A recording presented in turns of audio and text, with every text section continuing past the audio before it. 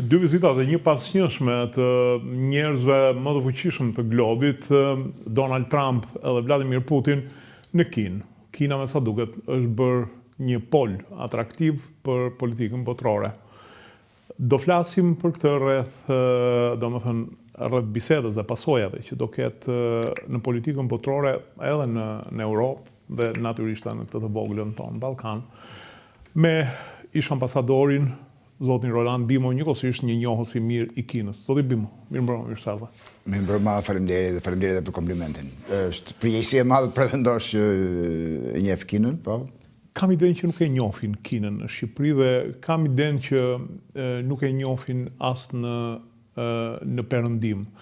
Shkruante një profesor italian, ka qenë edhe drejtor i agjensive të OKB-s, njëkohësisht edhe një ndër tre figurat e organizimit të Olimpiadës Pekin, Pino Arlecki, i cili ka një libër shumë bukur, Kina prezantuar Perëndimit. Dhe vërtet që unë kur e kam lexuar, kam mbetur jo i shokuar, po i habitur nga mënyra se si kinezët thonë, shprehen dhe ne i konceptojmë. Domethënë, ju keni të njëjtin mendim? Për sa i përket Shqipërisë, ne për një periudhë relativisht, ndoshta jo shumë gjatë, por të jemi parasysh marrëdhënie midis dy shteteve, 15-20 vjet në raportin midis dy shteteve apo dy popujve apo dy kulturave, nuk është një kohë e gjatë. Po në atë periudhë ishim më të privilegjuarit që kishim më shumë akses se pothuajse kushdo tjetër në botë, nga Europa dhe nga Shtetet Bashkuara të Amerikës, edhe nga lindja. Dhe për atë periudhë besoj që kemi pas një ekspertizë jo të keqe, për sa i përket çfarë ndodhte në Kinë dhe ajo që na pengonte ne atëherë është njësoj me ato që i pengon sot perëndimorët dhe në përgjithësi ata që analizojnë Kinën, që dijet e tyre për Kinën dhe ekspertiza filtrohet në një masë të konsiderueshme dhe shpeshherë të dëmshme, saqë deformon esencën, nga ideologjia dhe nga shërbimi ndaj politikës së ditës. Pra, periudha që jetojmë sot, në mënyrë të veçantë deformimi që i bën shtypi mënyrës se si i projekton lajmet në varësi të interesave të redaktorit, kryeredaktorit, të pronarit apo të atyre që përfaqësojnë apo atë që paguan shkrimin. Nuk është vetëm defekt shqiptar, kjo gjëja është goxha botërore. Për mendimin tim, që është e gabuar, por mua kështu më duket. Dhe kjo jo se nuk ka ekspertizë mbi Kinën, po ekspertiza filtrohet përmes filtrave ideologjike dhe politikë, dhe kjo e bën që të fokusohen në gjëra që janë të dorës 3, 4, 5 dhe që nuk luajnë ndonjë rol në fund të ditës. Domethënë, ajo që të bën njerëzit zakonisht përshtypje, qoftë në rastin e Kinës apo të Rusisë, edhe të situatës ndërkombëtare në përgjithësi, ka njerëz zakonisht shumë pak mendim strategjik për geopolitikën, gjykohet për individ.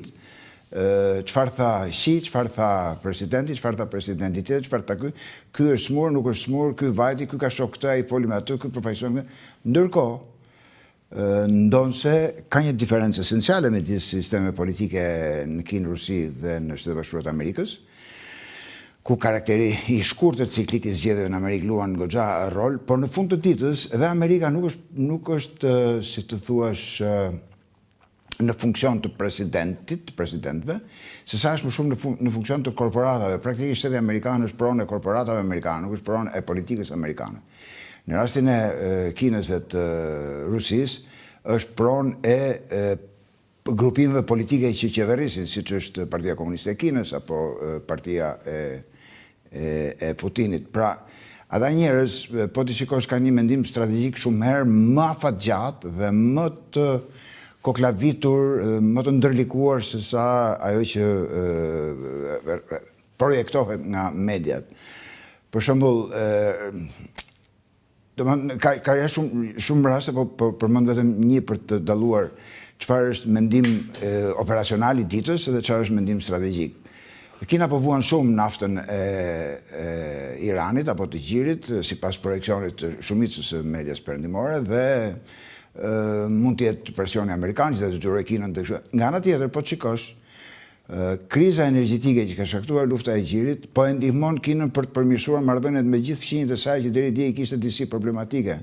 I ka dhënë naftë Filipinave që kishte goxha problematike, Vietnamit, Kambodgjës. Pra, ka përmirësuar kriza në vend që të dëmtonte ekonominë kineze, ka përmirësuar situatën gjeopolitike të Kinës në atë, natyrisht mbas ajo në një shkallë të konsiderueshme, po të paktën për momentin ai, prandaj dhe gjeopolitika po thosha është jashtëzakonisht e komplikuar, ndërlikuar. Një lëvizje e lehtë këtu si puna sa shprehje, si lëvizjet e flatrave të fluturës diku në një kontinent tjetër shkakton një tufan apo një ciklon në një kontinent tjetër. Edhe në këtë rast gjithë këto lëvizjet gjeopolitike për sa i përket Kinës dhe Rusisë, duket që janë shumë më të stabilizuar në një strategji afatgjatë. Për shembull, nuk ka ditë që mos dëgjojmë Ukraina po fiton, Putini është në vështirësi, ka kërcënuar me armë bërthamore, kërcënimi me armë bërthamore është pragu i pasigurisë etj. Ndërkohë, besoj që nuk është e kërkon në një stërmundim të madh të vëresh që strategjia e presidentit Rusisë nuk është të mundi njeri në luftë, është pikërisht të ngacmoj forcat politike në Europën perëndimore, që janë më proruse, apo si thuash, edhe nëse nuk janë proruse, nuk janë kaq armiqësore se janë këto që janë dashti, që të vinë në pushtet edhe të ketë një raport politik më të mirë me to, pra nuk është